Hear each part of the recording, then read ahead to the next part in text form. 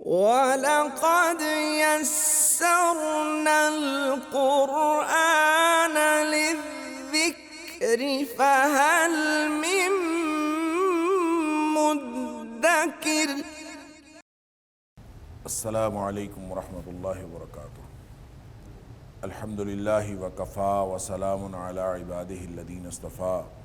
اشہد ان لا الہ الا اللہ وحدہ لا شریک لہ واشہد ان محمدا عبدہ ورسولہ صلی اللہ علیہ وآلہ وسلم۔ اللہم صلی علی محمد وعلی آل محمد کما صلیت علی ابراہیم وعلی آل ابراہیم انک حمید مجید۔ اللہم بارک علی محمد وعلی آل محمد کما بارکت علی ابراہیم وعلی آل ابراہیم انک حمید مجید۔ اما بعد فاعوذ باللہ السمیع العلیم من الشیطان الرجیم من حمزہ ونفخہ ونفثہ۔ بسم اللہ الرحمن الرحیم۔ ان الساعۃ آتیۃ اکاد اخفیہا لتجزا کل نفس بما تسعی۔ بے شک قیامت آ کے رہے گی، میں اسے خفیہ ہی رکھنا چاہتا ہوں، یا قریب تھا کہ میں اس کو خفیہ رکھوں، تاکہ جزا دی جائے ہر جان کو اس چیز کی جس کی اس نے کوشش کی۔ آیت نمبر 15 سورہ طٰہٰ۔ یہاں سے آج کے سبق کا آغاز اللہ کی توفیق سے ہو رہا ہے۔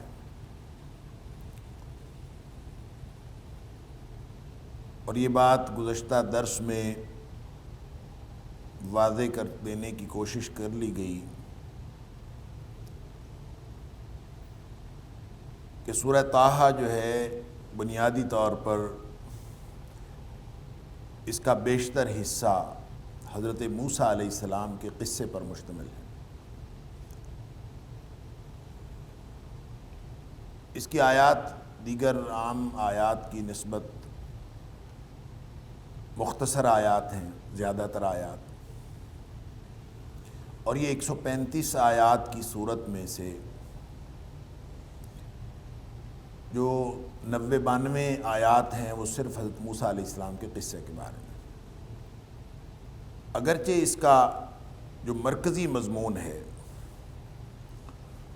وہ تو وہی ہے کہ اللہ کریم نے مشرکین مکہ کو انذار بھی فرمایا ہے، ان کو تنبیہ بھی فرمائی ہے، اور نبی اکرم صلی اللہ علیہ وسلم کو تسلی دی ہے۔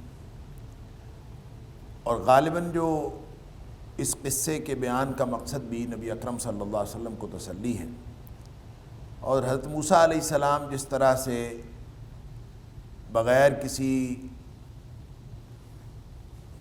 اسباب کے اور افرادی قوت کے اس بڑی مملکت کے اندر فرعون کی فرعونیت کے باوجود، اس کی ساری سرکشی کے باوجود، اس کی ساری طاقت کے باوجود، اس کے پاس وسائل اور مادی قوت اور افرادی قوت ہونے کے باوجود جس طرح حضرت موسیٰ علیہ السلام کو اللہ کریم نے کامیابی عطا فرمائی، گویا یہ قصہ اس موقع پر بیان کرنے کا مقصد نبی اکرم صلی اللہ علیہ وسلم کو اور اہل ایمان کو یہ تسلی دینا ہے کہ بالآخر آپ کو بھی اللہ تعالیٰ کامیابی عطا فرمائے۔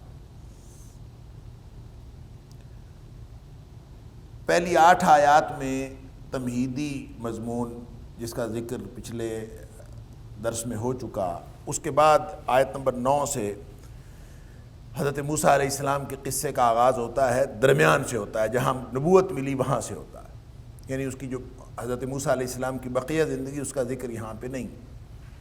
ویسے تو میں نے عرض کیا کہ قرآن کا اسلوب کہانی سنانے کا کبھی ہوتا ہی نہیں ہے کہ ایک پوری کہانی کو ایک کہانی کے طور پر بیان کیا جائے، صرف وہ پہلو بیان کیے جاتے ہیں جو جس مقام پر عبرت کے لیے، نصیحت کے لیے جو بیان کرنے مقصود ہوتے ہیں وہی اللہ کریم بیان کرتا ہے۔ اسی لیے تکرار بھی ہے، بعض اوقات کوئی ایک پہلو جو ہے وہ بیان کرنا مقصود ہوتا ہے تو تکرار بھی ہو جاتا ہے۔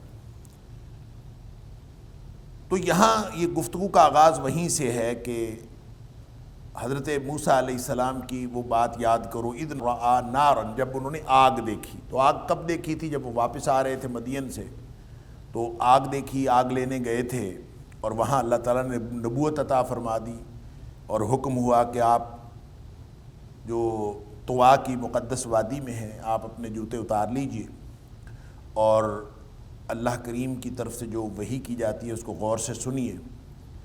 اور وہ وحی کیا تھی؟ اس کی بنیاد توحید تھی. اننی انا اللہ. سارے نبیوں کی جتنی بھی دعوت ہے اور ان کو جو بھی وحی کی گئی ہے اس کی بنیاد توحید. انا اللہ لا الہ الا انا. اور پھر شرک کی نفی ہے، اللہ کے علاوہ کوئی اور الہ نہیں ہے. فاعبدنی، یہ اس کا عملی پہلو ہے کہ بس میری بندگی کیجئے. واقیم الصلاۃ لذکری، اور میری یاد کے لیے نماز پڑھیے. یاد کے لیے نماز پڑھنے کے حوالے سے جو اس کے 2-3 مفاہیم ہیں اس کے بارے میں بات ہو چکی گزشتہ درس میں. میں صرف 1-2 باتیں مزید عرض کرنا چاہتا ہوں، اس کے لیے اعادے کے طور پر عرض کر دیتا ہوں. ایک تو نماز کا عبادت کے ساتھ الگ ذکر اس لیے کیا کہ یہ بنیاد ہے تمام عبادات کی اور اس سے عبادات کا نظام شروع ہوتا. 5 وقتہ نماز اس سے آغاز ہوتا، یہ باٹم لائن. دوسری اس کی وجہ یہ ہے کہ یہ نماز کی خصوصی اور الگ اہمیت بیان کرنے کے لیے اس کے بارے میں بھی ذکر ہو چکا. اور تیسری بات یہ کہ یہ ذریعہ یاد ہے، اللہ کی یاد کو حاصل کرنے کا ایک ٹول ہے، اس کے حوالے سے بھی بات ہو چکی. واقم الصلاۃ لذکری، میری یاد کے ساتھ نماز ادا کریں. وہ بھی اس سے مفہوم اخذ ہوتا ہے اور بہت ہی اہم ہے. وہ یہ کہ کبھی انسان اللہ کو بھولا ہوا ہو اور اس کو کسی بھی وقت یاد آ جائے، اللہ کی یاد آ جائے، تصور آ جائے، دھیان ہو جائے، توجہ ہو جائے کہ میرا اللہ میرا مالک ہے اور میں تو بھول گیا ہوں، تو جو ہی جب بھی اللہ کی یاد آئے اس کو نماز پڑھنی چاہیے. اقیم الصلاۃ لذکری، جو لام ہے یہ معیت کے لیے بھی آتا ہے، یہ سبب کے لیے بھی آتا ہے. تو اگر سبب کے لیے ہو تو اس کا مطلب یہ ہے کہ لذکری پیچھے جو ہم نے 3 مفہوم عرض کیے وہ سارے اس کے اندر شامل ہیں. تو چوتھا مفہوم یہ ہوگا کہ جب بھی آپ کو اللہ کی یاد آئے تو نماز پڑھو. اقیم الصلاۃ لذکری، میری یاد جب آئے تو نماز پڑھو. اس کی وضاحت نبی کریم صلی اللہ علیہ وسلم کی اس حدیث سے ہوتی ہے کہ جس میں آپ نے فرمایا کہ اگر کوئی شخص نماز پڑھنا بھول جائے یا سویا رہ جائے تو جب بھی اس کو یاد آئے اور جب بھی اس کی آنکھ کھلے فوراً اس کو نماز پڑھنی چاہیے. یعنی پہلا کام اس کو نماز پڑھنے والا کرنا چاہیے. اگر بھولا تھا واقعی اور جو ہی یاد آیا اور اس نے نماز پڑھ لی تو وہ نماز قضا نہیں ہوگی، وہ ادا ہی ہوگی. اس کی نماز گویا اس کے لیے وہی وقت ہے جب اس کو یاد آیا. یا کسی کو اگر کوئی سویا رہ گیا اور وہ اٹھ نہیں سکا تو اٹھنے کے بعد جب وہ پہلا کام یہ کرے کہ نماز پڑھ لے تو اس کی نماز کا وقت وہی ہے، وہ گویا اس کی نماز قضا نہیں ہوئی. یہ اللہ تعالیٰ کی طرف سے گویا انسان کے لیے یہ رحمت ہے مختلف رحمتوں میں کہ جب بھی اس کو یہ بھولا ہوا ہو اور جب یاد آئے تو نماز پڑھ لے، جب سویا ہوا ہو تو اٹھے تو نماز پڑھ لے. تو اقیم الصلاۃ لذکری کا ایک معنی یہ ہوگا کہ جب بھی اللہ کی یاد آئے تو نماز پڑھو. اس میں ایک تو نماز وہ ہے جو فرض نماز رہ گئی ہو تو اللہ کی یاد آئے تو آپ اٹھ کے نماز پڑھو، اپنی جو نماز رہ گئی ہے اس کو فوری طور پر ادا کرو جو بھول گئی. دوسرا اس کا معنی یہ بھی ہے کہ جب کبھی آپ کو اللہ کی یاد آئے، جب کبھی اللہ کے ساتھ کوئی تعلق کو آپ نے تازہ کرنا ہو، جب تک اللہ تعالیٰ کے ساتھ تعلق کو دوبارہ اس سے کوئی فائدہ اٹھانا ہو، اللہ تعالیٰ کے تعلق کو ثابت کرنا ہو اور اپنے آپ کو اللہ کا بندہ ثابت کر کے اللہ سے کی مدد لینی ہو، جب بھی کوئی مسئلہ ہو تو آپ اس وقت نماز پڑھیں. جب بھی آپ کو اللہ یاد آئے، یعنی آپ کو کوئی معاملہ درپیش ہے، کوئی مشکل درپیش ہے تو اس مشکل میں جب بھی کوئی مشکل آئی ہے تو آپ فوراً آپ کا دھیان اللہ کی طرف جاتا ہے کہ آپ کے مسائل تو اللہ حل کر سکتا ہے. جب اللہ مسئلے حل کر سکتا ہے تو پھر آپ نے کام کیا کرنا ہے؟ آپ نے فوراً نماز پڑھنی. اقیم الصلاۃ لذکری، میری یاد آئی ہے تو پھر اس تعلق کی مضبوطی کے لیے نماز پڑھے. نماز وہ رابطے کا ذریعہ ہے، نماز اصل میں اللہ کے ساتھ تعلق کی مضبوطی کا ذریعہ ہے، تو آپ اس وقت نماز پڑھیں. اس مفہوم کی وضاحت نبی اکرم صلی اللہ علیہ وآلہ وسلم کی اس حدیث سے ہوتی ہے، آپ کے اس طرز عمل سے ہوتی ہے جس کے بارے میں صحابی کہتے ہیں کہ نبی کریم صلی اللہ علیہ وآلہ وسلم کو جب بھی کبھی کوئی اہم معاملہ درپیش ہوتا تھا، اذا حزبہ امر، جب بھی آپ کو کوئی اہم معاملہ درپیش ہوتا تھا، صلی، تو آپ پہلا کام یہ کرتے تھے کہ نماز پڑھتے. یعنی آپ کو کوئی مہم درپیش ہو، آپ کو کوئی مسئلہ درپیش ہو، آپ کے مسائل رکے ہوئے ہوں، آپ کو پریشانیاں آ جائیں، آپ کو جو بھی معاملہ درپیش ہو، آپ اٹھ کے نماز پڑھنا شروع کر دیں. اس سے بڑا تو اور کوئی ذریعہ ہے ہی نہیں. یا ایھا الذین آمنوا استعینوا بالصبر والصلاۃ، اے ایمان والو میری مدد حاصل کرو صبر کے ساتھ اور نماز کے ساتھ. گویا یہ تو اللہ کی مدد حاصل کرنے کا ایک ذریعہ ہے. لہٰذا اقم الصلاۃ لذکری کا ایک معنی یہ ہوگا کہ اللہ کی یاد جب بھی آئے، جب بھی آپ نے اللہ کے اس تعلق سے بطور بندہ، بطور عاجز انسان، بطور ایک بے بس انسان اللہ کی قدرت سے استفادہ کرنا ہو تو آپ کو نماز پڑھنی پڑے. اور ایک پانچواں مفہوم اس کا یہ ہے وَأَقِمِ الصَّلَاةَ لِذِكْرِي، کہ آپ کو جب کبھی یہ دل کرے اللہ اکبر کہ میرے رب کے ساتھ میرا تعلق مضبوط ہو. ایک تو نا یاد آنا، ایک یہ کہ رب کے ساتھ تعلق مضبوط کرنے کا دل چاہے، آپ کو شوق ہو، آپ کو رب سے ہم کلامی کا شوق ہو، آپ کو یہ شوق ہو کہ میرے اللہ میرے اوپر نظر کرم فرمائے، تو پھر آپ نماز پڑھیں. اس کا یعنی اقیم الصلاۃ لذکری، اگر تو یہ چاہتا ہے کہ میں تیرا ذکر کروں تو پھر نماز پڑھ. اس کا پھر یہ معنی ہوگا اقیم الصلاۃ لذکری، اگر یہ تو چاہتا ہے کہ میں تجھے یاد کروں. لذکری، اللہ فرما رہا ہے کہ میری یاد کے لیے تو اگر یہ چاہتا ہے کہ میں تجھے یاد رکھوں تو نماز پڑھو. اس کی وضاحت قرآن خود کرتا ہے فاذکرونی اذکرکم، تم مجھے یاد کرو میں تمہیں یاد کروں گا. اور نماز اس سے بڑا ذکر اور کوئی ہے نہیں. گویا یہ 5 مفہوم ہمارے سامنے رہنے چاہیے اقیم الصلاۃ لذکری سے، کہ جب آپ نماز پڑھتے ہیں تو اس میں بہت سارے ایسے معاملات ہیں کہ جس سے نماز ایک ٹول کے طور پر، ہمارے ایک ذریعے کے طور پر ہمارے سامنے آتی ہے. اور یہ اللہ کی یاد بھی ہے، یہ ہمارا ایک مطلوب اور مقصود بھی ہے، اور مطلوب اور مقصود تک پہنچنے کا ایک ذریعہ بھی ہے. اور یہ عملی طور پر سب سے بڑا فریضہ، سب سے پہلا فریضہ، اور سب سے جو آخری اور بلندی اور معراج کے اعتبار سے بھی جو آخری بات ہو سکتی ہے وہ بھی نماز ہے. نبی اکرم صلی اللہ علیہ وسلم نے فرمایا جب انسان سجدے کی حالت میں ہوتا ہے تو اس وقت وہ اللہ کے قریب ترین حالت میں ہوتا ہے. تو گویا معراج بھی انسان کی جو ہے وہ یہی نماز، ابتدا بھی یہی ہے، انتہا بھی یہی. ان الساعۃ آتیۃ، قیامت تو بھئی آ کے رہے گی. آتیہ، آنے والی ہے. یہ اس کے لیے عام طور پہ عرب میں بولا جاتا ہے آتیہ جس کا وقوع پذیر ہونا یقینی ہو. صرف اس کا مطلب یہ نہیں کہ اس کے آنے کا امکان ہے، نہیں، آتیہ وہ سمجھے آ گئی ہے، وہ اس کا ظہور، اس کا وقوع پذیر ہونا یقینی ہے. اکاد اخفیہا، قریب تھا کہ میں اس کے خفیہ رکھوں. یہ جو اکادو ہے اس کا معنی اکثر مفسرین نے اریدو کیا اور ترجمہ یوں کیا ہے کہ میں اسے خفیہ رکھنا چاہتا ہوں. آپ جس بھی بالعموم 90% مترجمین نے، مفسرین نے یہی معنی کیا کہ میں اس کو خفیہ رکھنا چاہتا ہوں. اور اس کی وجہ یہ بیان کی ہے لِتُجْزَا كُلُّ نَفْسٍ بِمَا تَسْعَى، تاکہ ہر شخص کو، ہر جان کو اس کے کیے ہوئے کا بدلہ دیا جائے. اس کی کوششوں کا جو کچھ اس نے زمین میں کرتوت کیے ہیں ان کا بدلہ دیا ہے. اس لیے قیامت ہے، اسی لیے خفیہ رکھی ہے.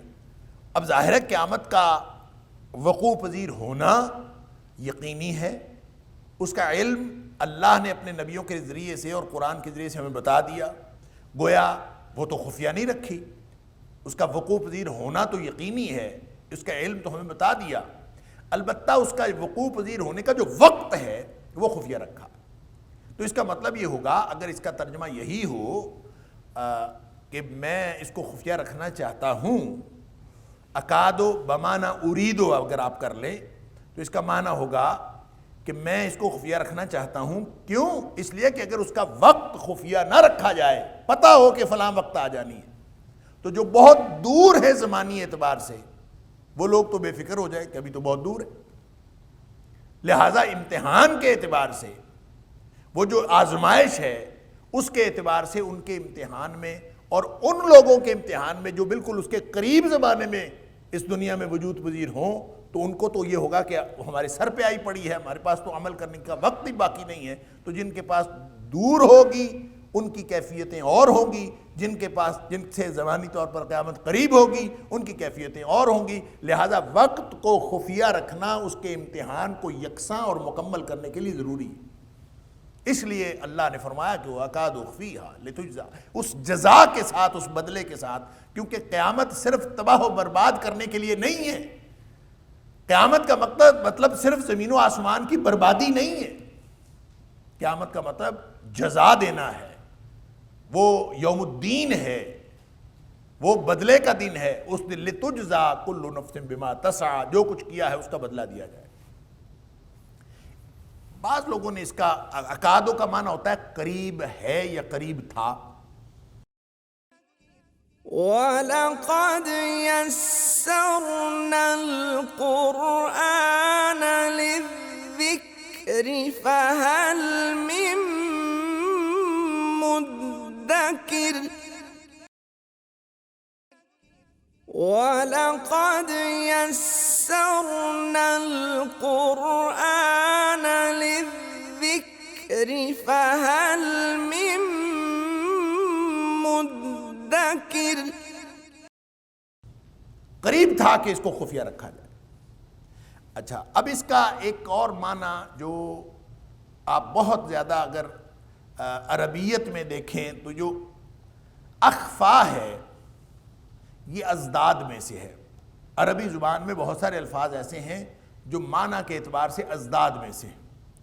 ازداد میں سے کا مطلب یہ ہوتا ہے کہ اس کا معنی جو ہے وہ بالکل الٹ بھی ہوتا ہے بعض اوقات, اور یہ قرینہ بتاتا ہے کہ اس کا معنی الٹ ہو سکتا ہے. یعنی ایک طرف اس کا معنی چھپانا ہے, اس کو خفیہ رکھنا ہے, اور ایک طرف اس کا معنی ظاہر کرنا بھی ہے.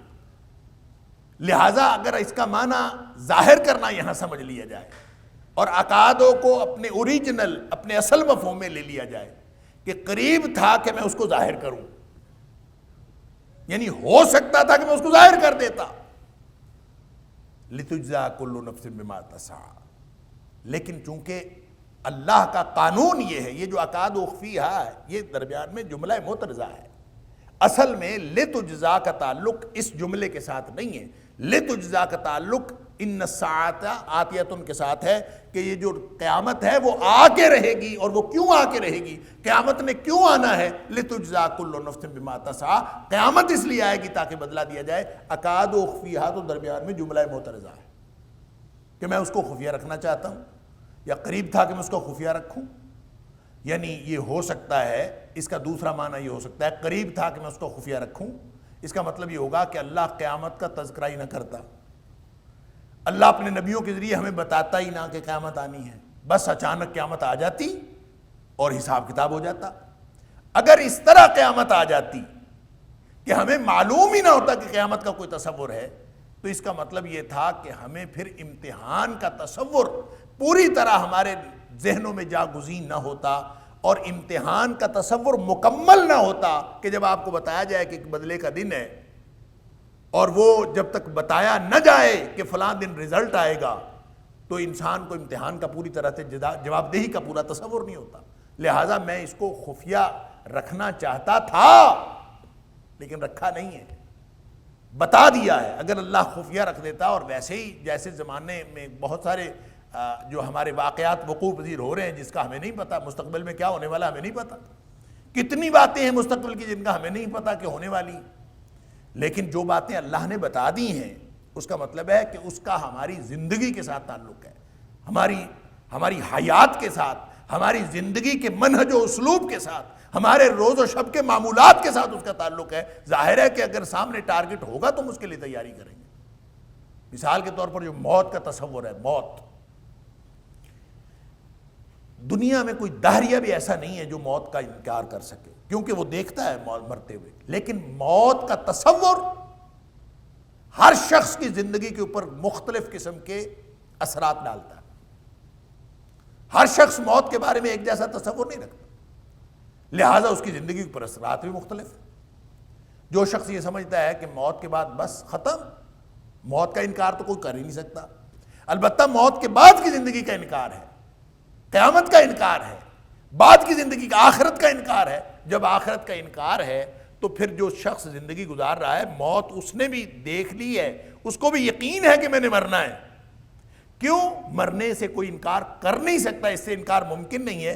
اس لیے جس شخص کو آخرت کا اور قیامت کا تصور نہیں ہے، وہ جب زندگی گزارے گا تو وہ موت سے بچنے کے لیے زندگی گزارے گا کہ جتنا پرولونگ ہو سکتا ہے نا اتنا ہو جائے، جتنی زندگی ہے اس میں موج کر لیں، بابر بیش کوش کے عالم دوبارہ نہیں، موجیں کر لیں جتنی کرنی ہے، موت آ جانی ہے، ختم ہو جانا سب، زندگی ایک دفعہ ملی ہے، دوبارہ کوئی نہیں ملی۔ تصور موت کا ہے لیکن اس کے اثرات زندگی پر بالکل اور ہیں۔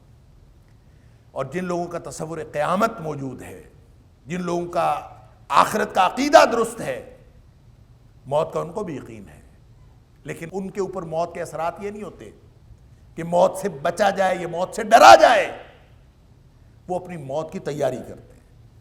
وہ ان کو معلوم ہے کہ موت ایمان والی ہوگی تو اثرات اور ہوں گے، موت اگر بے ایمانی والی اور نفاق والی اور کفر والی ہوگی تو اثرات اور، لہٰذا وہ تیاری کرتے ہیں اس کی، وہ ڈرتے نہیں ہیں، وہ اس سے بچنے کی کوشش نہیں کرتے، وہ اپنی موت کو بہتر بنانے کی کوشش کرتے ہیں، وہ اپنی موت کو راحت والی بنانے کی کوشش کرتے ہیں، وہ اپنی موت کو ایمان والی موت بنانے کی کوشش کرتے ہیں۔ بھائی یہ فرق ہے، لہٰذا زندگی کا پورا نظام، پورا اسلوب تبدیل ہو جاتا ہے، زندگی کا منہج تبدیل ہو جاتا ہے صرف موت کے تصور سے، اور موت کا تصور قیامت کے تصور کے ساتھ جڑا ہے۔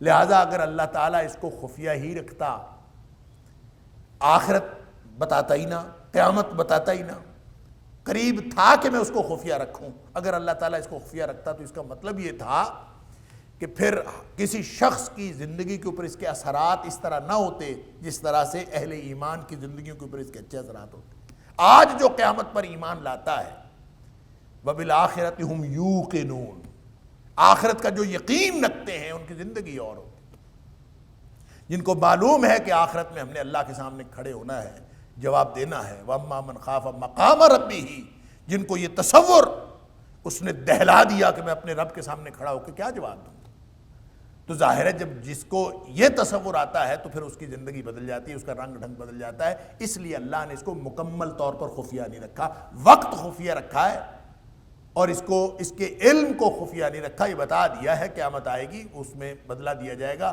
ہر شخص کو پورا پورا بدلہ دیا جائے گا، لِتُجْزَىٰ كُلُّ نَفْسٍ بِمَا تَسْعَىٰ، جو کچھ کیا ہے اس کا بدلہ دیا جائے گا۔ اللہ اکبر۔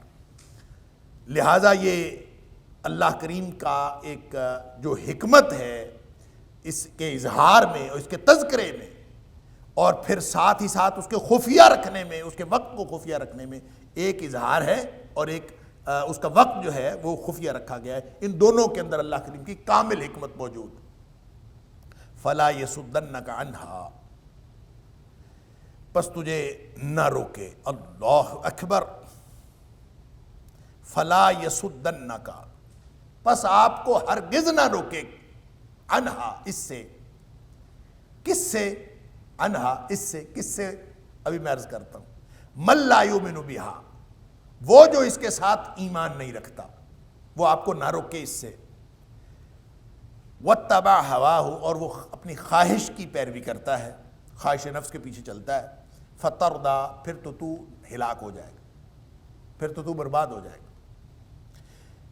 پس آپ کو اس سے وہ شخص نہ روکے جو اس پر ایمان نہیں رکھتا اور خواہش کی پیروی کرتا ہے، اگر اس نے گویا روک دیا فَتَرْضَىٰ، وگرنہ آپ ہلاک ہو جائیں اگر اس نے روک دیا۔ اب یہ جو عنہا اور بہا ہے نا، فَلَا يَصُدَّنَّكَ عَنْهَا، آپ کو اس سے نہ روکے، اس کا مرجع کیا ہے؟ پیچھے کس چیز کا ذکر ہو رہا ہے؟ ایک قیامت کا ذکر ہو رہا ہے، ایک عبادت کا ذکر ہو رہا ہے، ایک نماز کا ذکر ہو رہا ہے، یہ تین تذکرے آئے ہیں، لہٰذا یہ عنہا اور بہا، اس کا تعلق ان تین میں سے کسی کے ساتھ ہے، عنہا اور بہا، یا تو ایک ہی چیز کے ساتھ ذکر ہے، اور اکثر لوگوں نے، اکثر مفسرین نے عنہا اور بہا کا مرجع قیامت کو قرار دیا، کیونکہ اس کے پیچھے قریب ترین ان الساعۃ آتیۃ، ان الساعۃ آتیۃ، قیامت آنے والی ہے، لہٰذا اس کے ساتھ انہا بہا کہ آپ کو کوئی نہ روکے، فلا یصدنک، آپ کو نہ روکے، انہا اس سے، من لا یؤمن بہا، جو اس کے اوپر ایمان نہیں رکھتا وہ آپ کو اس سے نہ روک دے، کیونکہ وہ تو خواہشات کی پیروی کرتا ہے۔ اللہ اکبر، کیونکہ جو قیامت پر ایمان نہیں رکھتا اس کا لازمی اثر یہ ہے کہ وہ زندگی اپنی خواہشات کی تکمیل میں گزارتا ہے۔ جس کا قیامت پر ایمان نہیں ہے، موت پر تو میں نے جیسے پہلے عرض کیا موت کا تو کوئی انکار کر ہی نہیں سکتا، لہذا اس کا لازمی نتیجہ یہ ہے جس کا قیامت پر ایمان نہیں ہے، آخرت پر ایمان نہیں ہے، بعث بعد الموت پر ایمان نہیں ہے، وہ لازماً اپنی خواہشات کے مطابق زندگی گزارتا ہے کہ خواہش پوری کر لو، جتنی ہو سکتی ہے کر لو، واتبع ہواہ، اور اس نے خواہشات کی پیروی کی۔ لیکن روکا کس سے اور ایمان کس پر نہیں لایا؟ ایمان کس پر نہیں لایا یہ تو واضح ہے، اس کا تعلق تو قیامت کے ساتھ، لیکن قیامت سے روکنا، اگر انہا کا مرجع بھی قیامت ہے، الساعہ ہے، تو قیامت سے روکنے کا کیا مطلب ہے؟ قیامت سے کوئی روک سکتا ہے کسی کو؟ اگر کوئی بے ایمان آدمی کسی کو روکنا چاہے قیامت سے تو کیا روکے گا؟ تو چونکہ انہا اور بہا کا دونوں کا مرجع ایک ہی قرار دیا گیا ہے بالعموم مفسرین کی طرف سے، تو اس کا مطلب یہ ہوگا کہ قیامت پر ایمان لانے سے نہ روکے، فلا یصدنک عنہا، آپ کو قیامت پر اور آخرت پر ایمان لانے سے نہ روکے، کیونکہ عملی طور پر روکنا تو ممکن نہیں ہے، ایمان لانے سے روکنا ممکن۔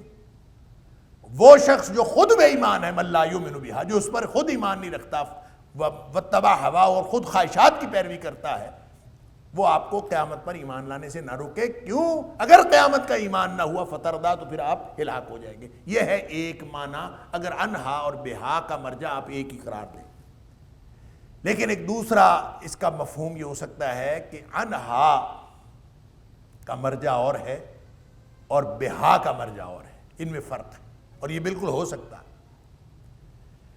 پہلا مفہوم بھی اگر لیا جائے تو اس میں کوئی حرج نہیں ہے، معنی اس کا وہی بنتا ہے، لیکن یہاں روکنے سے مراد کوئی عمل ہے، ظاہر ہے کسی عمل سے روکا جاتا ہے نا، تو یہ قرینہ آپ کو مجبور کرتا ہے کہ چونکہ روکا کسی عمل سے جاتا ہے تو اس سے پیچھے جس عمل کا ذکر ہوا ہوگا آپ انہا کا مرجع اس کو قرار دیں گے، اور اس کے پیچھے قریب ترین جس عمل کا ذکر ہے وہ نماز ہے۔ اقم الصلاۃ لذکری، اس کا مطلب یہ ہے کہ فلا یصدنک عنہا، آپ کو من لا یؤمن بہا، جو قیامت پر ایمان نہیں رکھتا وہ آپ کو نماز پڑھنے سے نہ روکے۔ جو قیامت پر ایمان نہیں رکھتا وہ کہیں آپ کو نماز قائم کرنے سے نہ روک دے۔ اس کا مطلب یہ ہے کہ جو بے ایمان لوگ ہوتے ہیں، جو خواہشات کی پیروی کرتے ہیں،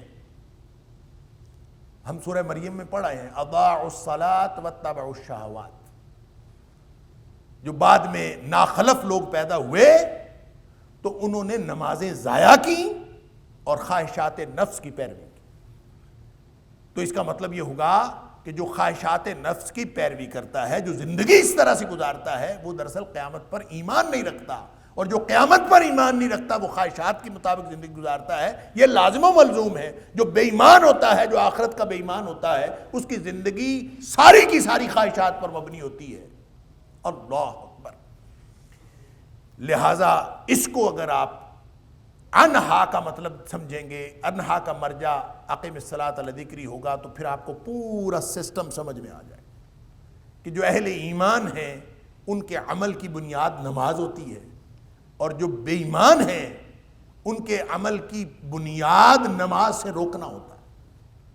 لہٰذا سارا کا سارا نظام دین اور بے دینی کا، اس کا فرق ظاہر ہوتا ہے نماز کے قائم کرنے سے۔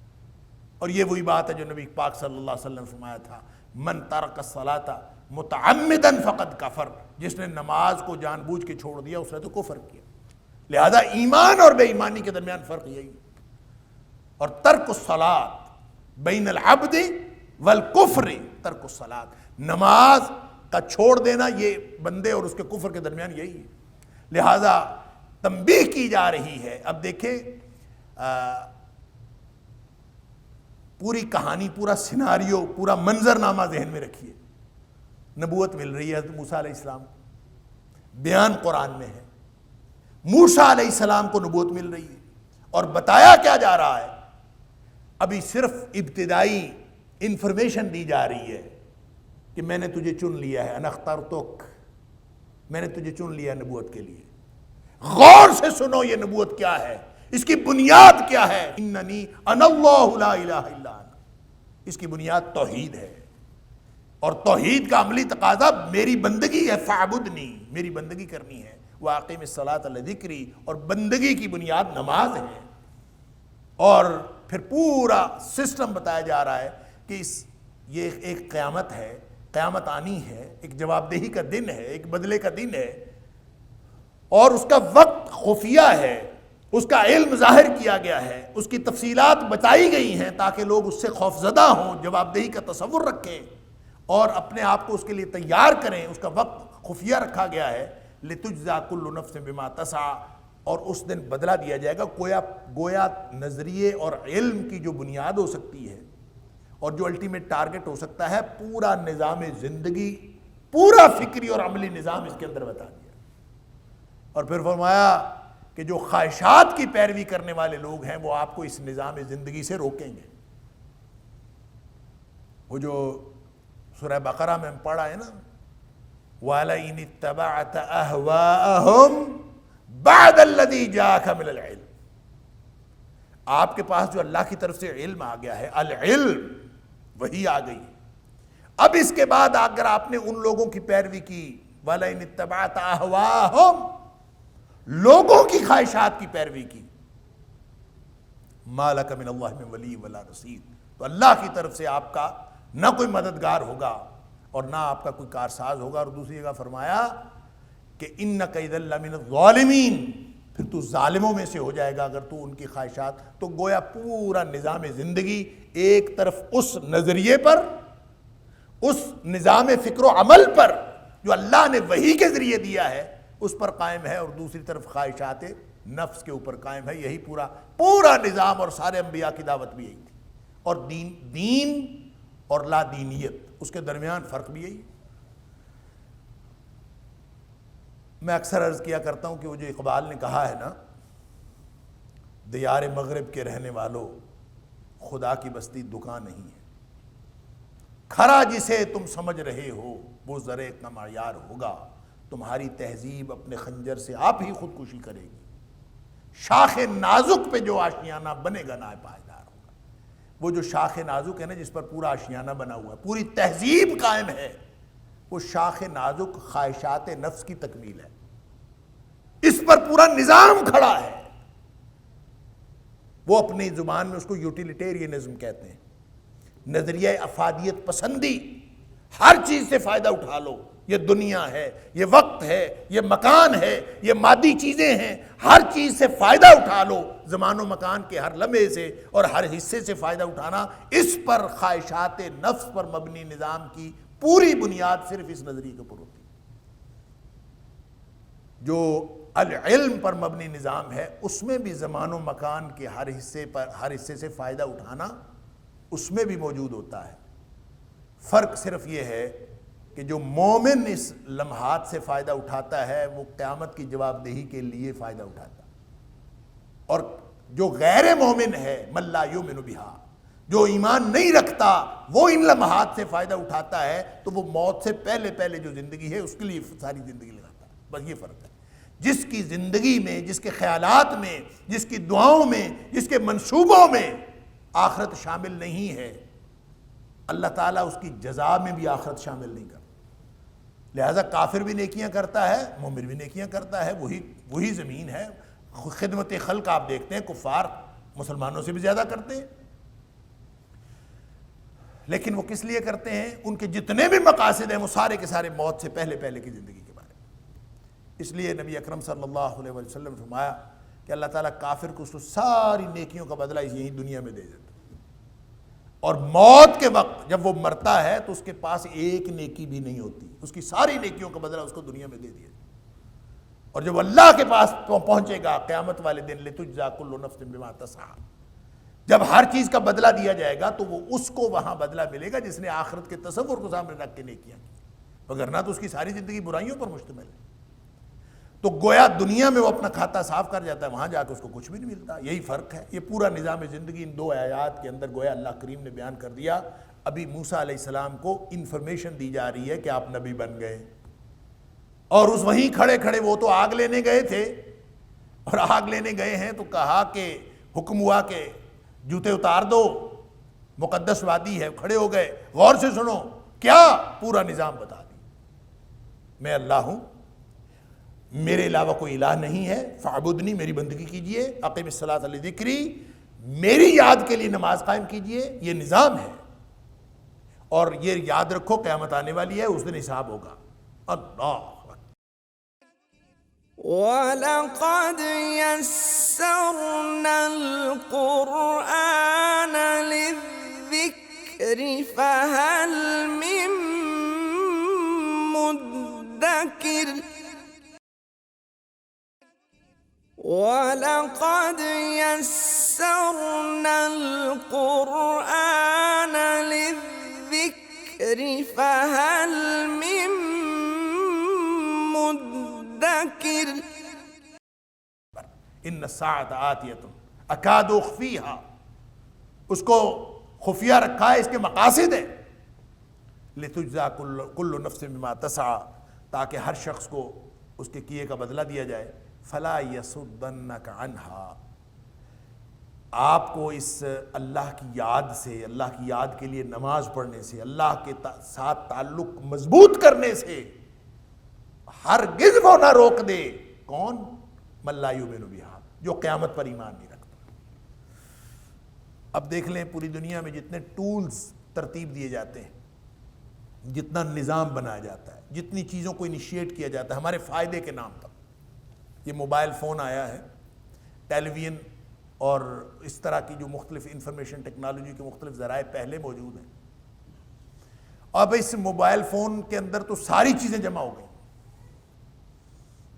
اب یہ جو جتنے بھی گیجٹس ہیں، کہا یہ گیا کہ جو مشین ہے، پہلے تو عام مشین ہوتی تھی جو مکینیکل، جس کا تعلق میکینکس کے ساتھ تھا، اب یہ ڈیجیٹل مشین آ گئی۔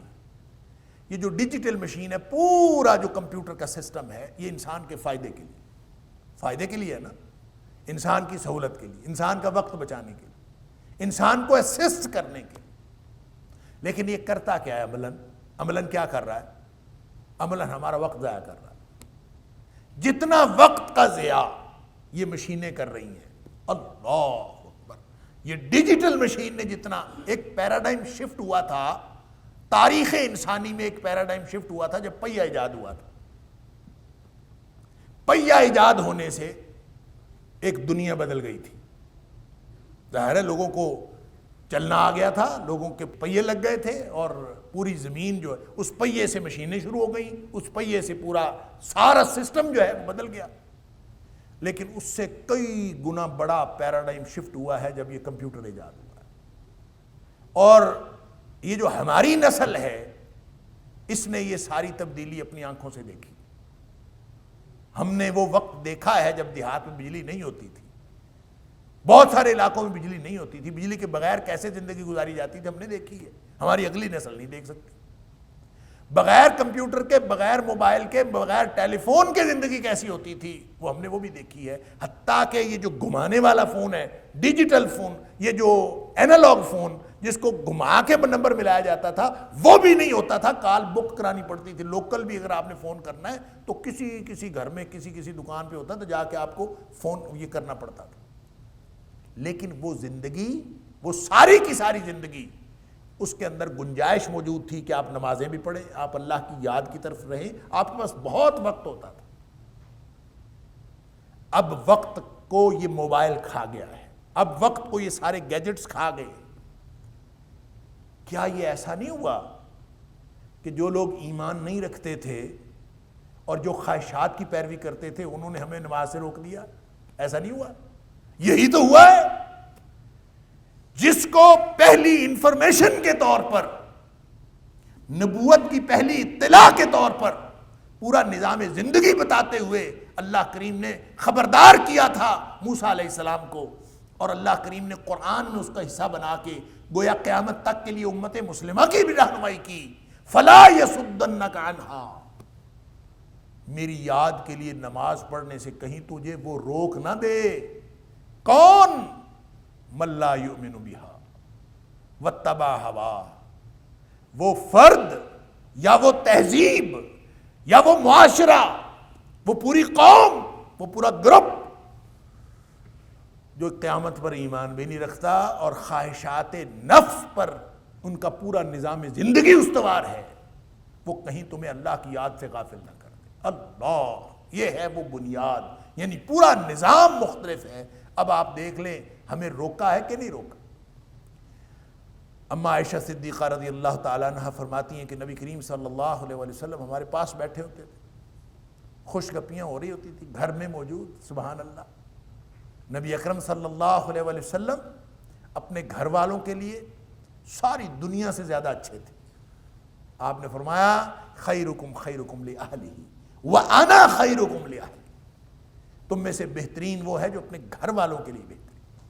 باہر مرجع خلائق ہونا ضروری نہیں ہے، اس سے زیادہ ضروری اپنے گھر میں اچھا ہونا ہے. اور انا خیرکم لأہلی، میں تم سب سے زیادہ اپنے گھر والوں کے ساتھ اچھا. آپ اندازہ کیجئے وہ جو اخلاق کی تکمیل کرنے کے لیے بھیجی گئی ہستی، وہ اپنی اخلاق کی اعلیٰ ترین سطح اور اعلیٰ ترین معیار اگر کوئی انسانیت کا ہو سکتا ہے اخلاق کا، تو نبی اکرم صلی اللہ علیہ وسلم کو عطا ہوا. اور اس کی جو بہترین جو ڈیمنسٹریشن ہے وہ گھر میں ہوتی تھی. تو وہ کیا ماحول ہوتا ہوگا، کس قدر وہ مشہور کن اور ایک دوسرے میں مشغول ہو جانے والا. لیکن اما عائشہ صدیقہ رضی اللہ تعالیٰ فرماتی ہیں کہ جو ہی اذان ہوتی تھی نا، جو ہی نماز کا وقت ہوتا، نبی کریم صلی اللہ علیہ وسلم ہمارے درمیان سے یوں اٹھ جاتے جیسے ہمیں جانتے ہی نہیں، ہمارے ناواقف ہیں، اس طرح اٹھ کے چلے جاتے. کیوں؟ کہ جو معاملہ ہے وہ اللہ کی یاد کا ہے. لہٰذا آپ دیکھ لیجئے ہمیں جس چیز نے مشغول کیا ہے وہ ہمارے اہل و عیال نہیں ہیں. ہمیں جس چیز نے مشغول کیا ہے یہ نئی ایجاد ہے جو میں نے اور آپ نے ایجاد نہیں کی، بلکہ انہوں نے کی. من لا یؤمن بہا واتبع ہواہ، جنہوں نے پورا نظام زندگی اس بات پر استوار کیا انہوں نے کیا یہ سب کچھ اور کر کے ہمیں دے دیا ہے. اور ہمیں نبی کریم صلی اللہ علیہ وسلم کو ہی اکیلے تنبیہ نہیں ہے، یہ اللہ کے رسول موسیٰ علیہ السلام کو تنبیہ کی جا رہی ہے کہ بے ایمان ہر دور میں ہتھ کنڈے استعمال کریں گے تمہیں اس سے روکنے کے لیے جو عبادت کی بنیاد ہے. فاعبدنی واقم الصلاۃ لذکری، میرے ساتھ جڑے رہو گے تو رحمتیں نازل ہوتی رہیں گی، میرے ساتھ تعلق کمزور ہوگا تمہارے اوپر مصیبتیں آ جائیں گی. لہٰذا جو بے ایمان ہے وہ تمہیں ہمیشہ مجھ سے توڑنے کی کوشش کرے. اگر ہو گیا فترضا، پھر تو ہلاک ہو. لہٰذا میں اور آپ اگر آج ہوش کے ناخن لے لیں تو لے لیں، وگرنہ اپنی بربادی کا انتظار کرے. فترضا، پھر بربادی ہے، پھر اور کوئی راستہ نہیں ہے. آج ہمیں اپنا موبائل فون جو ہے وہ نماز کے وقت چھوڑنا مشکل لگتا ہے، اور پھر نماز کے وقت چھوڑ بھی دیں ساری زندگی.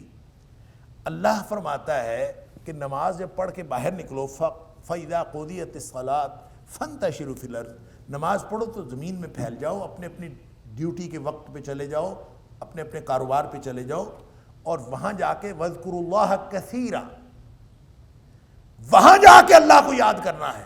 اصل ڈیوٹی ٹائم وہ ہے، وہاں اللہ کو یاد کرنا.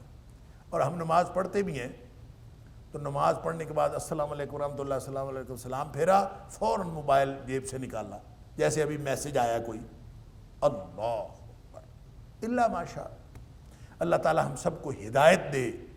لیکن یہ پورا نظام، یہ قرآن، یہ صرف 1500 سال پرانی کتاب صرف اس دور کے لیے نہیں ہے، یہ قیامت تک کے لیے رہنمائی ہے. آپ اندازہ تو کریں ایسی ایگزیکٹ رہنمائی. فلا یصدنک عنہا، اس نماز سے، اس عبادات کی بنیاد سے تمہیں کہیں روک نہ دے. روکے گا کون؟ من لا یؤمن بہا، جو قیامت پر یقین نہیں رکھتا. واتبع ہواہ، اور اس کا پورا نظام زندگی خواہشات نفس پر مبنی ہے، وہ کرے گا. فترضا، اگر کبھی وہ کامیاب ہو گیا، فترضا، تو پھر تو ہلاک ہو جائے گا. اللہ تعالی ہمیں اپنا بندہ بنائے اور اللہ تعالی ہمیں اپنی یاد کے لیے ہر وقت اپنی یاد میں مگن رہنے کی توفیق عطا فرمائے. اب یہ بنیاد بتا دی، ابھی تو انفارمیشن ہو رہی تھی نا، انی انا ربک، میں تیرا رب ہوں، وانا اخترتک، اور میں نے تجھے چن لیا ہے نبوت کے لیے۔ اب غور سے سنو، یہ بنیادی پیغام دے دیا، نظام زندگی پورا سسٹم بتا دیا، فکری اور عملی نظام بتا دیا، اس کی بنیاد بتا دی، اور بتانے کے بعد پوچھا وما تلک بیمینک یا موسیٰ، اے موسیٰ آپ کے ہاتھ میں کیا ہے؟ یمین دائیں ہاتھ کو کہتے ہیں، لیکن جیسے ہم ہاتھ کا لفظ جب استعمال کرتے ہیں تمہارے ہاتھ میں کیا ہے، تو اس وقت ہمیں یہ تفریق کرنے کی ضرورت نہیں پڑتی کہ دایاں ہاتھ یا بایاں ہاتھ، بس ہاتھ میں کیا ہے۔ تو بالعموم جو شخص دایاں استعمال کرتا ہے ہاتھ، وہ دائیں میں رکھتا ہے، اور جو کھبو ہوگا وہ بائیں ہاتھ میں رکھے گا۔ تو ہاتھ میں تو ایک ہی بات ہوتی ہے، دائیں میں ہو یا بائیں میں، تمہارے ہاتھ میں کیا، تو اس کی تمیز اور تفریق کرنے کی ضرورت نہیں پڑتی کہ دایاں ہے کہ بایاں۔ اسی طرح عربی میں یمین اور یسار یہ الفاظ تو دو ہیں، دائیں ہاتھ کے لیے یمین ہے، بائیں ہاتھ کے لیے یسار ہے، لیکن یہ دونوں ہاتھوں کے لیے استعمال ہوتے ہیں۔ اس کا مطلب یہ نہیں ہے کہ آپ کے دائیں ہاتھ میں، چونکہ بالعموم دائیں ہاتھ میں عصا ہوتا ہے، لیکن یمین سے مراد ہاتھ ہے بس۔ وما تلک بیمینک یا موسیٰ، موسیٰ تیرے ہاتھ میں کیا؟ اللہ کو پتہ نہیں تھا کہ یہ لاٹھی ہے، اللہ کو معلوم تھا نا، اللہ دیکھ رہا تھا نا، تو کیوں پوچھا؟ اللہ اکبر، کیوں پوچھا کہ تیرے ہاتھ میں کیا ہے؟ ایک تو مفسرین کرام نے لکھا ہے کہ اس کی وجہ صرف یہ تھی کہ صرف جیسے بڑا کسی بچے کو اپنے قریب کرنے کے لیے اس کے ساتھ ایسی باتیں کرتا ہے جو اس کی دلچسپی کی ہوں، تو ایسے ہی کوئی کھلونا لے کے بیٹھا ہوتا ہے تو آپ اس کو کہتے ہیں یہ تیرے ہاتھ میں کیا ہے، یہ جہاز ہے، یہ گاڑی ہے، یہ کیا ہے، ایسے ہی اس کے ساتھ بات کرتے۔ اور نبی اکرم صلی اللہ علیہ وسلم بڑے شفیق تھے، اور آپ بھی ایسی گفتگو بچوں کے ساتھ فرمایا کرتے تھے۔ اللہ اکبر۔ حضرت انس کے غالباً کچھ چھوٹے بھائی تھے، ابو عمیر، ان کی ایک چڑیا تھی، وہ بہت معروف واقعہ ہے، اور نبی کریم صلی اللہ علیہ وسلم اس چڑیا کے بارے میں اکثر پوچھا کرتے تھے۔ بچے سے جب ملاقات ہوتی، یا ابا عمیر، اس سے پوچھتے کہ تیری چڑیا کا کیا حال ہے، پوچھتے رہتے۔ وہ چڑیا ایک دفعہ مر گئی، اس سے کھیلتا تھا، اس کے بارے میں، یعنی اس کی دلچسپی کی چیزیں اس سے پوچھیں، اور جب وہ چڑیا نہیں رہی تو پھر بھی جب بھی نبی کریم صلی اللہ علیہ وسلم کی ملاقات ان سے ہوتی تھی تو آپ پوچھتے تھے یا ابا عمیر ما فعل النغیر، تیری چڑیا کا کیا بنا، وہ جو چھوٹا سا پرندہ تیرے پاس ہوتا تھا اس کے ساتھ کیا ہوا، یعنی اس کی باتیں کریں گے تو گویا یہ اس کی دلچسپی کی بات ہے۔ تو گویا یہ اللہ تعالیٰ کی طرف سے رحمت، رافت اور شفقت کا اظہار تھا کہ بتاؤ یہ تمہارے ہاتھ میں کیا ہے۔ ایک پہلو۔ دوسرا پہلو جو علمی طور پر اور اس پورے سیاق و سباق میں وہ زیادہ قرین قیاس ہے، یہ بات بھی درست ہو سکتی ہے کہ اللہ تعالیٰ نے اپنی رحمت و رافت کے اظہار کے لیے یہ فرمایا ہو کہ تیرے ہاتھ میں کیا ہے۔ دوسری بات یہ ہے کہ ابھی اس کو سانپ بننا تھا، اس لاٹھی کو سانپ بننا تھا، تو اس سے پہلے یہ پوچھا، کنفرم کیا کہ تاکہ یہ اپنی لاٹھی کو غور سے دیکھ لیں کہ وہی لکڑی کی لاٹھی ہے، اس کی حالت تبدیل ہونے جا رہی ہے۔ کہیں حالت تبدیل ہونے کے بعد موسیٰ علیہ السلام کو یہ شک نہ پڑے کہ میں کہیں اپنا عصا پھینکایا، یہ کہیں کوئی اور چیز اٹھا لایا تھا۔ پہلے حضرت موسیٰ علیہ السلام کو کانشس کرنے کے لیے، ان کو خبردار کرنے کے لیے اور ان کو کنفرم کرنے کے لیے کہ تو اپنے ہاتھ میں جو کچھ ہے اس کو غور سے دیکھ لے یہ کیا ہے، تو ان کو خبردار کرنے کے لیے پوچھا تیرے ہاتھ میں کیا ہے، تاکہ موسیٰ علیہ السلام یقین کر لیں کہ یہ وہی لاٹھی ہے۔ اور موسیٰ علیہ السلام نے یقیناً جب اللہ تعالیٰ نے پوچھا تو آپ نے اپنی لاٹھی کی طرف دیکھا بھی ہوگا، یہ وہی لاٹھی ہے، کنفرم کیا، اور پھر کنفرم کر کے بتایا قال ہی عصای، اللہ یہ میری لاٹھی ہے۔ اور پھر یہ اتنا ہی نہیں کہا، ساتھ کہا اتوکا علیہا، میں اس کے اوپر ٹیک لگاتا ہوں، اس کے اوپر سہارا لگاتا ہوں، جب تھک جاتا ہوں ٹیک لگا لیتا ہوں، یا کوئی اور بھی کوئی کسی کام کے وقت بھی ٹیک، اتوکا علیہ، میں اس کے اوپر سہارا لیتا ہوں، ٹیک لگاتا ہوں۔ وَأَحُشُّ بِهَا عَلَى غَنَمِ، اور میں اس سے پتے جھاڑتا ہوں، احُشُّ بِهَا، میں اس کے ساتھ پتے جھاڑتا ہوں، عَلَى غَنَمِ، اپنی بکریوں کے لیے، وَلِيَ فِيهَا مَآرِبُ أُخْرَى، اور میرے اس میں اور بھی بہت سارے کام ہیں۔ معارب، معربہ کی جمع ہے یا ماربہ کی جمع ہے۔ ماربہ کہتے ہیں کوئی انسان کی حاجت، کسی بھی طرح کے انسان کے جو مسائل ہوتے ہیں، میرے اور بھی بہت سارے مسائل اس سے حل ہوتے ہیں، بہت سارے کام ہیں جو میں اس سے کرتا ہوں۔ اللہ، اب آپ یہ دیکھیں کہ کوئی بھی عام شخص جو تھوڑا سا بھی کسی بھی عبارت کو سمجھنے والا ہے، وہ ان دونوں سوال اور جواب کو اگر غور سے پڑھے تو سوال تھا وَمَا تِلْكَ بِيَمِينِكَ يَا مُوسَىٰ، اے موسیٰ علیہ السلام آپ کے ہاتھ میں کیا ہے؟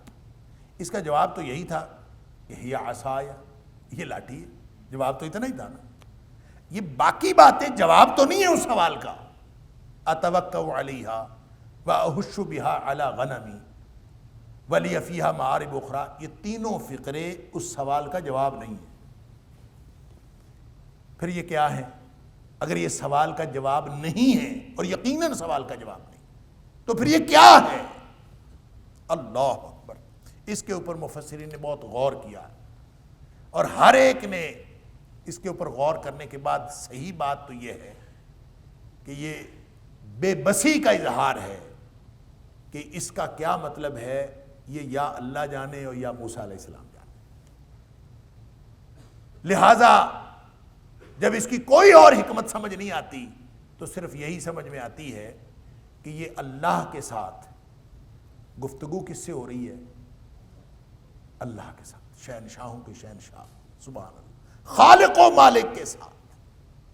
تو اس گفتگو کا ایک لطف ہوتا ہے، ایک ٹینشن ہوتی ہے، اور ایک اس تعلق کو پرولونگ کرنے کی خواہش ہوتی ہے، جس کے ساتھ بھی انسان کو لطف آئے گفتگو کرنے کا۔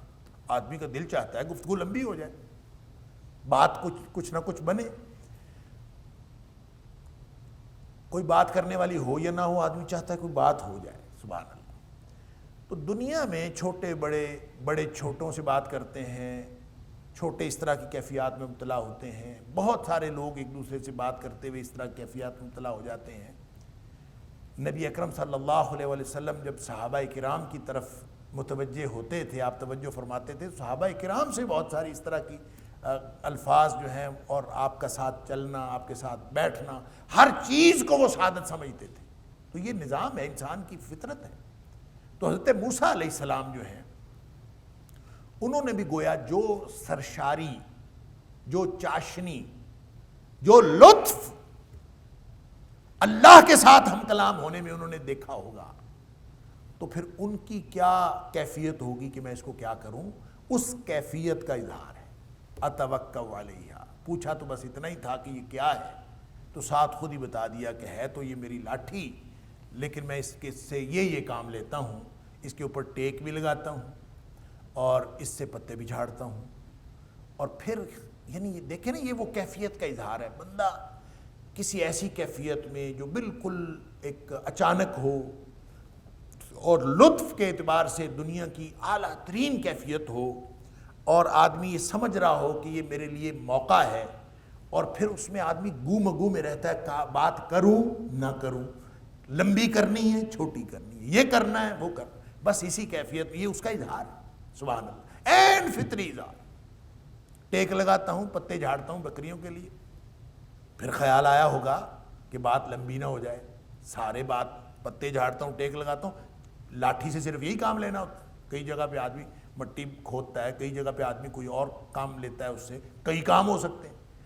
تو پھر سارے کاموں کی تفصیل بتانے کی بجائے عرض کیا وَلِيَ فِيهَا مَآرِبُ أُخْرَى، کہ تاکہ بات لمبی نہ ہو جائے، اور بھی بہت سارے کام میں اس سے لیتا ہوں تاکہ بات مختلف، یعنی بے ادبی نہ ہو جائے، لطف اپنی جگہ، چاشنی اپنی جگہ، تعلق اور گفتگو کو پرلونگ کرنے کی خواہش اپنی جگہ، لیکن کہیں یہ بے ادبی پر محمول نہ ہو جائے، لہذا فوراً روک لیا۔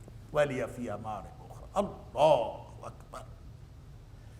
یہ گویا اس فطری کیفیت کا اظہار ہے جو کوئی بھی شخص ہو تو اس کو ہوتی ہے